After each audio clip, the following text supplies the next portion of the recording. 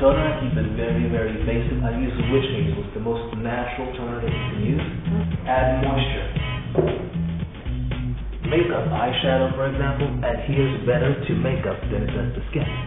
It's giving you a little bit of a lilac color at first. And if you notice, I'm applying it on the lid part of the eye, and I'm doing it in a semicircular kind of a shape. If you're doing a look where you're applying several colors, if you don't blend, then it looks like separate city-states trying to annex from the Union. You know what I mean? Just like one color here, one color there. It looks kind of silly. But when you apply it and then you blend it afterwards, then you have a certain seamlessness that happens, and it looks like one color bleeding into another color, bleeding into another one, and it's seamless. Now we're gonna do a black liner, really, really thin black line, right on the lash line. Open, and voila. And what it does is give the eyes a pop. Okay, now what I'm doing is applying an eyeshadow over the line. And what I'm doing that for is to add dimension to the look. Because again, the closer to the lash line, you want it to be dark. And then you want to fan it out and gradually go from one shade to the next. Okay, you see how it's starting to come together and take shape? Because this is a very smoky, sexy eye, we're applying the liner on the inside bottom as well. Okay, now I'm going again with the purple, mimicking what I did on the top. Purple. And now we're just adding a little bit. This is a little navy shade that we're pulling into it, just to add a little bit more depth. See, I always thought if you did a smoky eye, you just go straight for the black eyeshadow. Nah, like I want people to be mesmerized and drawn into your eyes.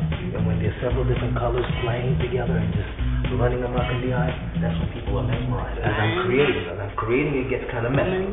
So now, I take a little makeup remover and clean up the under eye area. No Glamour's on is complete without her lashes. And I'm opting to use a black eyelash glue from Duo. Voila. Alright. Now again, you don't want to go for the drag queen brow. Because sometimes I see that women use it and they go rah, rah, rah. And what they're doing is creating a line that's contrary of the hair follicles. And it looks like you penciled in your eyebrows. A little concealer, it adds definition to it. Underneath the eye as well. So that you get that shape perfectly done. So it looks a little ridiculous now, but after I blend it, everything will look perfectly fine. You want the concealer to at least be 2 shades lighter than your skin. Now I'm going back under the eyes.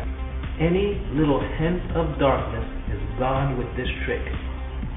Yeah, like a baby doll. That's right, because that's what it's about. It's about innocence and guilt come together. Give you a little contour.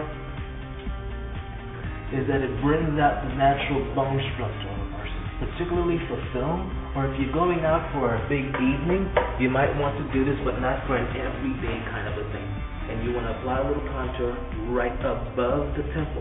So I'm giving you that super pale Brigitte Bardot, like 1960s pale, gone away lip that's going to have a lot of gloss to it. It's got a smokiness to it. It's completely finished, but not as much product as what somebody else would have used. So it's a completely glamorous, sexy look. The eyes look bright and sharp.